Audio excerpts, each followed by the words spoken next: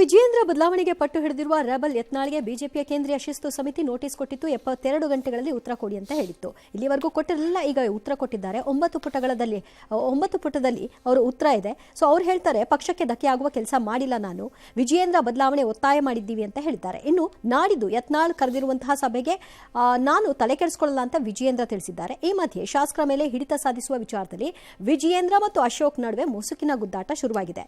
Budget ಅಧಿವೇಶನದ ಬಗ್ಗೆ ರಣತಂತ್ರ ರೂಪಿಸೋಕೆ ಶಾಸಕಾಂಗ ಪಕ್ಷದ ನಾಯಕ ಅಶೋಕ್ ಬದಲು ವಿಜಯೇಂದ್ರ ಅವರೇ ಶಾಸಕರ ಸಭೆಗೆ ಕರೆದಿದ್ದಾರೆ. ಇದು ಚರ್ಚೆಗೆ ಗ್ರಾಸವಾಗಿದೆ. ಹಿರಿಯರಿದ್ದಾರೆ, ಸಭೆ ಕರೆದು ಚರ್ಚೆ ಮಾಡಬೇಕು, ಪಕ್ಷ ಹೆಂಗೆ ಬಲಪಡಿಸಬೇಕು ಅಂತ ಹೇಳಿ ಚರ್ಚೆ ಮಾಡೋದಕ್ಕೆ ನೀವು ಯಾಕೆ ಬೇಡ ಅಂತ ಹೇಳ್ತೀರಿ?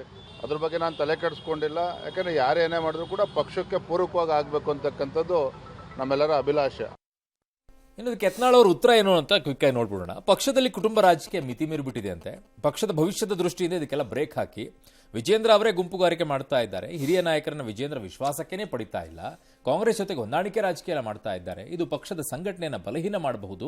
ವಿಜೇಂದ್ರನ ಕೆಳಗಿಳಿಸಿ ಸಮರ್ಥರಿಗೆ ಜವಾಬ್ದಾರಿ ನೀಡಿ ಅಂತ ಅವ್ರ ಮೇಲೆ ಹೇಳಿದ್ದಾರೆ. ಬಟ್ ಅವ್ರು ಯಾಕೆ ಹೇಳಿದ್ರು ಅನ್ನುವಂಥ ವಿಚಾರವನ್ನು ಅವರೆಲ್ಲೂ ಹೇಳಲಿಲ್ಲ. ವಿಜಯೇಂದ್ರ ಇನ್ನೂ ಕೂಡ ವಿಶ್ವಾಸಕ್ಕೆ ತಗೊಳ್ಳೋದ್ರಲ್ಲಿಲ್ಲ ಸರ್, ತಲೆ ಕೆಡಿಸ್ಕೊಳ್ಳಲ್ಲ. ಅವ್ರು ವಿಶ್ವಾಸಕ್ಕೆ ತಗೊಂಡಿಲ್ಲ ಅನ್ನೋದು ನನಗೂ ಗೊತ್ತು, ನಾನು ಇಲ್ಲ ಅಂತ ಹೇಳ್ತಿಲ್ಲ. ಬಟ್ ಅವ್ರು ತಗೊಳಕ್ ಟ್ರೈ ಮಾಡಿದ ಜಾಗದಲ್ಲೆಲ್ಲೂ ಯಾರು ವಿಶ್ವಾಸಕ್ಕೆ ಬಂದೂ ಇಲ್ಲ. ಸ್ಟಿಕ್ ಆಗಿದ್ದಾರೆ ಸ್ಟ್ಯಾಂಡ್. ಯಾರೀಗ ಯತ್ನಾಳ್ ಏನು ವಿಶ್ವಾಸಕ್ಕೆ ತಗೊಂಡಿದ್ದಕ್ಕೆ ಬಂದಿರೋದು?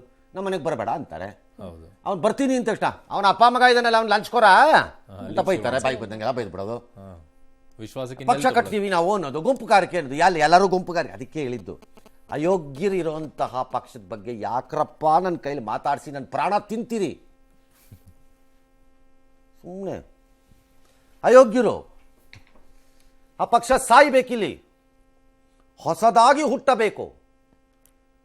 ಇನ್ನೊಂದು ಪಕ್ಷನ ಅಲ್ಲ, ಗೊತ್ತಿಲ್ಲ ಯಾವ ರೂಪದಲ್ಲ, ಯಾವುದೋ ಒಂದು ರೂಪದಲ್ಲಿ ನಾಶಕ್ಕೆ ಯೋಗ್ಯವಾಗಿರೋ ಪಕ್ಷ ಅದು.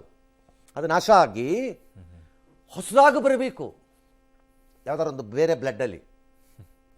ಅಯೋಗ್ಯರು ಇವರು, ಸರಿ ಇಲ್ಲ ಇವರು. ಅದಕ್ಕೆ ಯಾಕೆ ನಮಗೆ ಸುಮ್ಮನೆ ಪ್ರಾಣ ತಿಂತೀರಿ? ನಮಗೆ ಯಾಕೆ ಸಾರಿ ಯಾರು ಅಗೋರಿ ಕಾಳ ಬಾಬಾ ಎಲ್ಲ ಇದಾರಲ್ಲ, ಯಾರೊಬ್ಬನ ಕೇಳ್ಕೊಂಬನ್ರಿ ಯಾವತ್ತು ಇವರೆಲ್ಲ ನಿರ್ನಾಮ ಆಗೋದು ಅಂತ. ಎಸ್ ಅಲ್ಲ, ಅವರು ಪಕ್ಷ ಯಾಕೆ ನೀವೆಲ್ಲ ಪಕ್ಷಾಂತರ ಕೆಲಸಗಳನ್ನ ಮಾಡ್ತಾ ಇದ್ದೀರಾ ಅಂದ್ರೆ ಪಕ್ಷ ವಿರುದ್ಧವಾಗಿ ಕೆಲಸ ಮಾಡ್ತೀರಾ ಅನ್ನೋದನ್ನ ಉತ್ತರ ಕೊಡ್ಲಾರ್ದೇನೆ ಇವ್ರು ಹಿಂಗ್ ಮಾಡ್ತಾ ಇದ್ದಾರೆ, ಇವ್ರು ಹಿಂಗ್ ಮಾಡ್ತಾ ಇದ್ದಾರೆ ಅನ್ನೋ ಸಣ್ಣ ಮಕ್ಕಳ ಆಟ ತರ ಆಗೋಯ್ತಲ್ಲ. Yatnal has no business to talk of discipline. ನನ್ನ ಪ್ರಕಾರ Vijayendra has no business of talk of unity.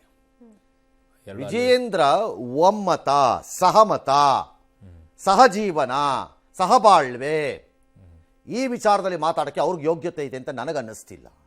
ಈ ವ್ಯಕ್ತಿಗೆ ಶಿಸ್ತು, ಪಕ್ಷ, ಸಂಘಟನೆ ಈ ವಿಚಾರದಲ್ಲಿ ಮಾತಾಡೋಕ್ಕೆ ಈ ವ್ಯಕ್ತಿಗೆ ಯೋಗ್ಯತೆ ಇದೆ ಅಂತ ನನಗೇನು ಅನ್ನಿಸ್ತಿಲ್ಲ. ಯತ್ನಾಳ್ ಅವರಿಗೆ ಹೌದು.